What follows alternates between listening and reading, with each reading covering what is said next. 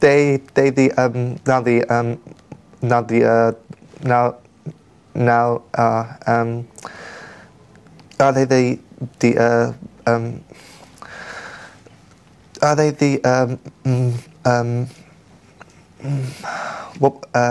the make of them is the Murray Lee ones, isn't it? Yes? Yeah. Julian's stammer would obviously affect his job quite significantly if he can't sort of answer a simple question that a customer might ask when they come in, which I know has been the case in the past. It can obviously be very frustrating for him to the point where, it might be awkward for all parties. Yeah, okay. Is that why you don't answer the phone? Because of that, yes. Oh. Laurie. As well as being taught a new breathing technique to combat their stammer, the programme also deals with overcoming the fear of speaking, which is seen as a learned behaviour amongst stammerers. 51.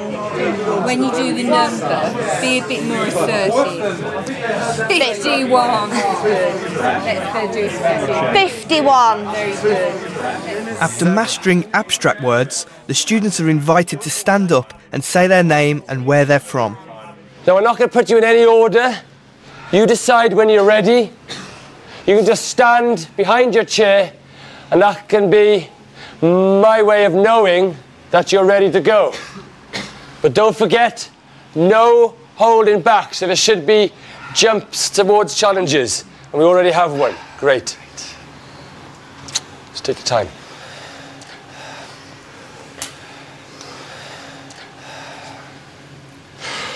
Julian Burgess.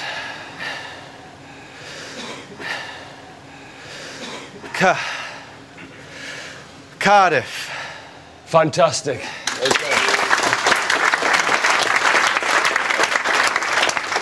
This was the first time I'd ever heard Julian say his name without stammering.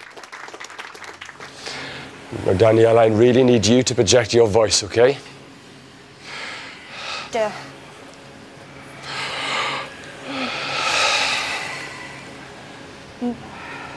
Danielle Finch.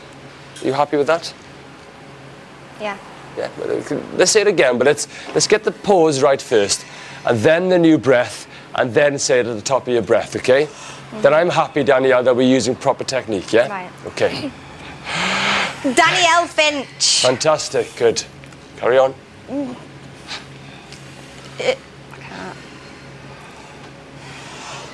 can't. Wigan.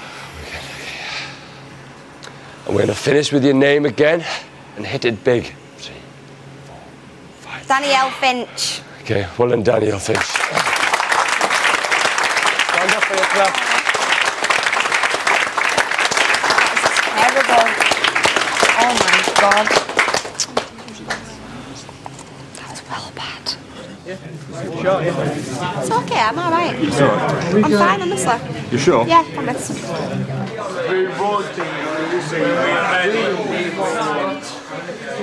And she found that she was struggling a bit on her name. She's thinking, oh no, all that effort, it's not working for me. And I think that's the emotions that were going through her head at the time. The thought that you could be within touching distance of recovery, it gets you there. Danielle has lived alone since she was a teenager, so being able to work is vital.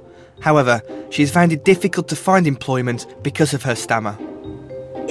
People will be watching this, right, and they'll think, oh, well, if you can go modelling and you can do this, how come you can't go and work? But if they were me, then they'd know why. Danielle did work at an insurance company, but was forced to leave when her job description changed. They said, can you go on the phones? I said, no, I can't. Obviously, you know I can't. So then they said, oh, well, there's nothing much else anymore that you can do, so I got laid off. So then I couldn't afford all my rent and everything. So lost, like, an apartment, a job, and everything I wanted. I do want to work my hardest. I do want to work every day. I'll get up at 6 and I'll go and work all day. when I've got my new voice. Like many other stammerers, I knew that Danielle and Julian had both avoided using the phone in the past. It was apparent how anxious they were when asked to confront one of their worst fears. Do you remember I was teaching you yesterday that first sound is like a punch bag? Yeah. I want you to really hit that punch bag. Danielle Finch! It's too hard. It's not. Okay, in your own time.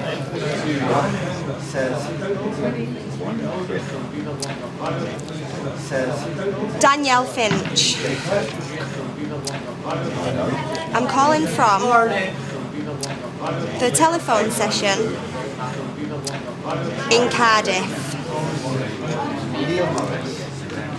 Could you give me a ring back on this number? Thank you. Bye. Well done. Very good. Well done. Voicemail? That was fine. I hate voicemail and all. Well done. Especially your name, you sounded confident. I'd like, for your next call... Next call? Okay. Julian Burgess. Bye for now. Hiya, Alan. I've had about 5 calls now, and they've been very, very good. I've never left a voicemail on anybody's phone. I'd usually just hang up. And today, I've left about 5.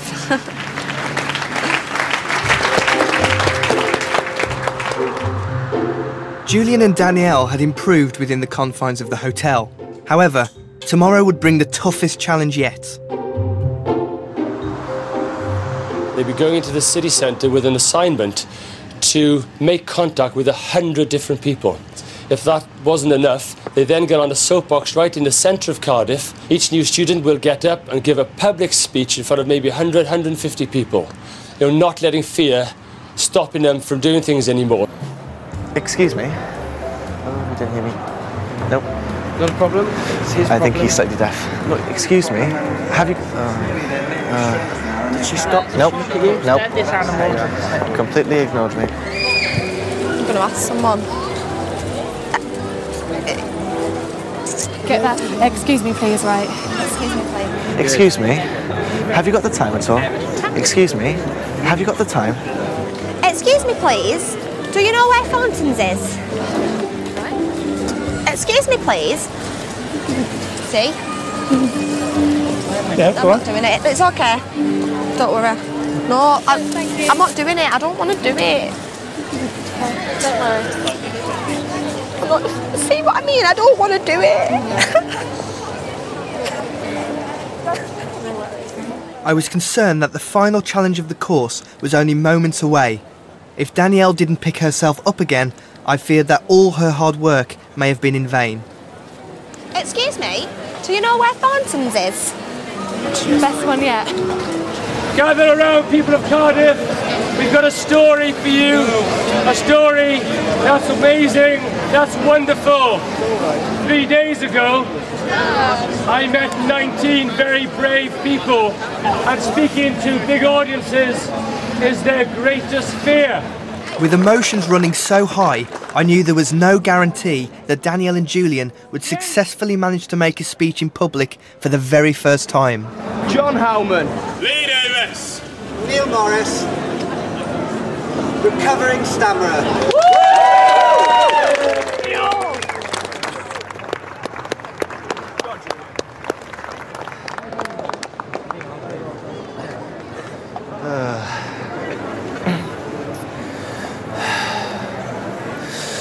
Julian Burgess. 3 days ago, I could barely say my name. Now, you can't shut me up. I just want to thank Kevin Phelps for all he's done, and to thank everybody on the programme. Julian Burgess. Well done. Congratulations. Good. Go on, Danielle.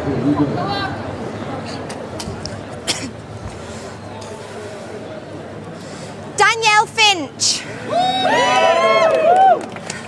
Recovering stammerer. I would just like to thank everybody from the McGuire Programme for everything. I now feel confident to stand up here in front of everybody and say my name, Danielle Finch. I got off there and I was just shaking. My hands were going, my knees were shaking. I was like, oh, and I felt brilliant. I was actually trying not to cry.